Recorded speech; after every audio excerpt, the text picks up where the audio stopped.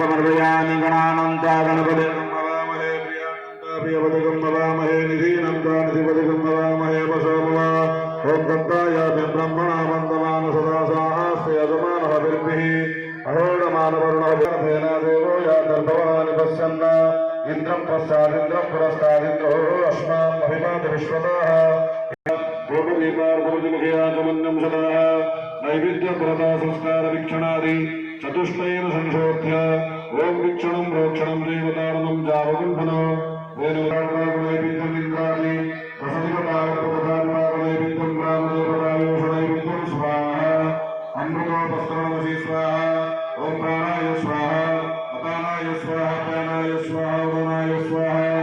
समानाय स्वाहा